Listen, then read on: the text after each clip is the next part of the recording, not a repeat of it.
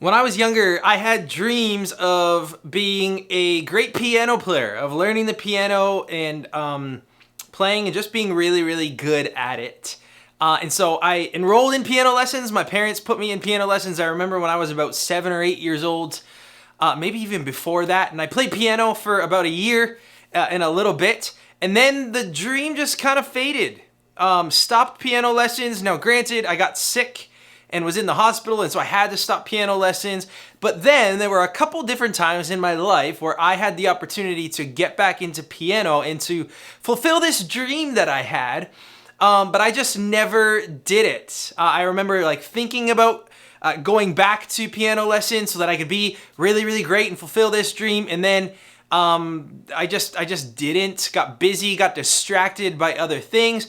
I remember this happened a couple times in my life where I've bought a keyboard and then a couple months later I would sell it. And then like a year later I bought a keyboard because I wanted to get back into piano, and then I sold it. Now I actually have a keyboard because I want to get back into it, and I've been taking lessons now and I'm trying to fulfill that dream. But man, this has been years and years in the making. Here I am today, basically not a good piano player. Not a piano player at all. It's funny how quickly a dream can fade. Has something like that ever happened to you? Like you had a big dream, an idea or a goal of something that you wanted to become great at. And you even started to put in the work, but then you forgot about it. Maybe it wasn't piano, maybe it wasn't musical instruments, maybe you wanted to start your own YouTube channel, you vlogged an entire day, but then you were just too tired to actually edit and upload that video, and you said you'd do it tomorrow, but eventually too many days passed and you forgot about it. Maybe you're an athlete and you had goals to level up your skills this year or to get in even better shape, but things didn't go as planned. Too many skipped workout days passed, and eventually you just feel disconnected from the passion you had around your original goals. Or maybe you were going to work really, really hard on your grades this year, and COVID obviously maybe threw some of that stuff off, but you wanted to raise your grades and boost your chances of getting into your dream university, and you had a whatever it takes mentality going into the year, but here you are months later, not where you wanted to be. You see, the quickest way for something to go from super important to kind of forgot about it is for it to be out of our sight. Out of sight, out of mind is a real thing. And this isn't just true about our activities or goals that we have. Think about it when it comes to people, like your friendships. Like when we lose connection with our friends, we sometimes fill our heads with ideas about things that may have changed since we last saw them. You ask, are we really still friends? Are they mad at me for something I said or did? Did they replace me with someone else? Sometimes friendships just slowly drift apart, and we begin to question things and doubt the friendship. And it all starts with the lack of interaction or time together. What happens with us in a dream we want to accomplish but end up abandoning is the same thing that happens with friends we want to stay close to but end up drifting apart from. We have a goal, we have an end in mind, but without making a habit out of the work to make that goal a reality, the dream dies. The friendship fizzles. Things just don't turn out the way that we want. Because without making a habit out of spending time with people we care about, or without making a habit out of practicing the skills we need to make the dream come true, we don't accomplish what we want. And here's the thing. Many of you may have just started an exciting new relationship with God, or maybe you have been following Jesus for a while, but you don't want to drift apart from him. Or if I had to guess, I'd bet that some of you have had the same sort of experience with God already. The relationship fizzles, the goal of feeling close to him is never reached, and maybe you found yourself wondering why that is. Is it because God is invisible? Or it feels far away, or it seems strange to try to figure out a way to talk to someone you don't have a text thread with. Maybe you even wonder if you did something wrong to cause the distance. Whatever idea you have of what you think a relationship with God looks like, Maybe it just isn't happening, and it feels a bit like the goal you abandoned and the friendship that just isn't the same. And the question you're asking is this the way that it has to be? You see, when he was on earth, Jesus had a moment when he was surrounded by several religious experts. And they loved asking him questions, sometimes because they wanted to learn from him, but mainly because they wanted to trip him up. They wanted to catch him saying something that would cause Jesus to lose his influence and ruin his reputation. And at one point, one of the religious leaders asked Jesus what the greatest commandment was. You see, these religious leaders thought they understood God and his law better than anyone else. They were in no danger of forgetting about God. Following God's rules were front and center of their entire lives. And now, in front of a crowd of people, they asked Jesus, out of the hundreds of laws and commandments, which one he would make number one. And so Jesus responded with an answer that every one of the teachers and experts of the law would have known by heart because they'd heard it their entire lives. Jesus says this in Mark chapter 12, verse 30. Love the Lord your God with all your heart and with all your soul and with all your mind and with all your strength. And so Jesus tells us what he wants us to do. Love an invisible God with everything we have. But he doesn't say how at that time. But later, Jesus uses an illustration to help explain that. You see, John, one of Jesus' followers and friends, records this big conversation between Jesus and his disciples. And Jesus knew that while he was visible to his friends at that moment, he wouldn't be visible much longer. Eventually, he would return to heaven and no longer walk on earth. And it didn't mean that Jesus would no longer exist. He would just no longer be visible in the way that his followers had gotten used to. And so with that in mind, Jesus gives them an illustration. And we read it in John chapter 15, verse 5. He says, I am the vine, you are the branches. If you remain in me and I in you, you will bear much fruit. Apart from me, you can do nothing. And now back then, agriculture or farming was as common and popular as cell phones are today. It was just a part of everyday life. Everybody knew about farming. They would have immediately known that the branch of a plant can only create fruit if that fruit is connected to the nutrients the vine provides. And so let's put it in terms that we would use today. It would be like saying that a power cord gets the electricity it needs from the power outlet to give power to whatever is plugged into. And the verse written a little bit differently would go something like this. I am the power outlet, you are the cord. If you remain in me and I in you, you will power many devices. Apart from me, you can power nothing. Most of us have things at home that need to be plugged into an outlet in order to work.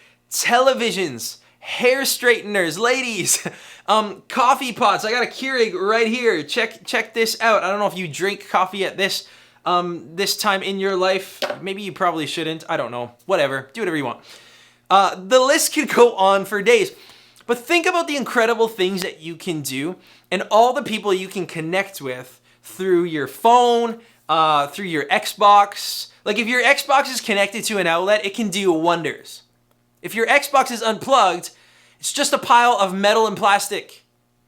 If your phone is connected to an outlet, it's the single most innovative piece of technology of all time.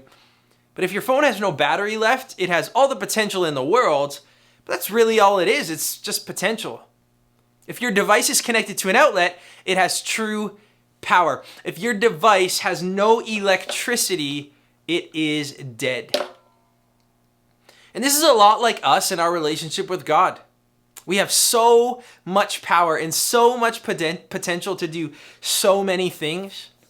We can love our friends. We can serve our family. We can make wise decisions. We can pursue God's plan for our life. We can change the world right where we are simply by living the life God has called us to live. And we can do all of these things and more in our everyday life if we are plugged in. That's when you begin to bear fruit, as the Bible says, which is really equal to your devices being powered up.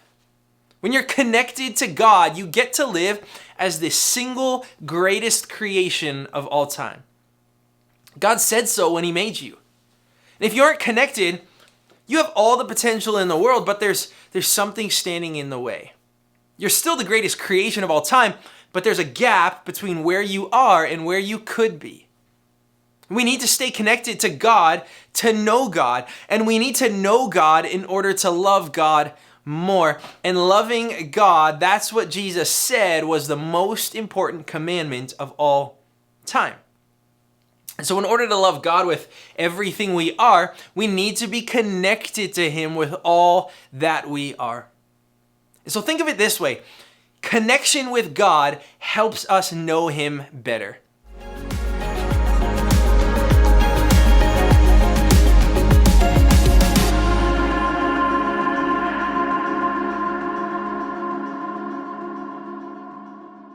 It's really true. Connecting with God will help you know him better. But connecting with an invisible God will take some effort. It will take making connection a habit. And loving God with all our heart, mind, soul, and strength means that we're putting in the effort over time to make it happen. And so you're probably asking the question, how in the world do we do that? Well, there's a lot of ways to connect with God. And so we're going to start today with just one simple idea. And it's this. Spend time with him. You see, next week we're going to talk more specifically about ways that you can spend time with God. And this week, though, I want to give you a challenge to spend 15 minutes with God each day. That's it, 15 minutes with God each day. Doing what? Here are some ideas. Listen to worship music and think about God while you do. It's a great idea. Go for a walk and pray, talking to God about things you're grateful for or need help with. Write down some prayers, thoughts, or questions in a journal. Read devotionals on the YouVersion Bible app. Honestly, this is your challenge. Pick one and just go for it. Or come up with some ideas as a life group on how to build habits to get to know God in everyday ways. Whatever you decide, it really doesn't have to be perfect or feel magical. There's really just one goal and one point of spending time with God: to get to know him better by connecting with him, just like connecting with a power source. You see, to begin to build into our lives the space for a habit of time spent with God, it's the most amazing thing. And just know that whatever you try to decide or decide to try, it may look different for different people. There's no one-size-fits-all formula. Man, just like there are endless ways that you connect with your friends, there are endless ways to connect with God. The point isn't how you do it, it's that you do it over and over again, making a habit, a pattern out of time spent with him. See, getting to know and connecting with a God that we can't see will honestly just take time. It takes creating a habit over time before it starts to feel easier and more natural. But I love this phrase out of the book of James in the New Testament. James chapter 4 verse 8 says this: "Come near to God, and he will come near to you." There's no magic formula about this, and it's just taking the time to make a habit. Over time, we'll find ourselves closer to God, and he'll feel closer to us. Even though God's with us all the time, the habit of spending time with him will eventually bring a feeling of closeness that maybe we haven't experienced before. Imagine for a second if you made a habit out of connecting with God. Like, what if because of this habit, you felt comfortable with him, closer to him? What if in the process of spending time with him, you really began to notice yourself loving God with more of your heart, mind, soul, and strength? How cool would it be to feel like you were connected to the power, presence, and love of God? And now here's the thing. God wants you to make a habit of spending time with him, of getting close to him, not because he wants to control you, but because he wants to be close to you. He's a good dad who wants a good relationship with his kids, and that includes every one of you watching this. And you know what? Your life group is a great place to talk about making a habit out of spending time with God. Life groups are a place where you can verbalize your struggles and frustrations. You can share ideas that have worked for you when it comes to building this habit. And you can hear from even a life group leader who spent years learning to connect with God in their own way. And so I would encourage you to do that. Chat with your life group about your joys and your frustrations when it comes to making a habit out of connecting with God. But remember this today: connecting with God helps us know Him better,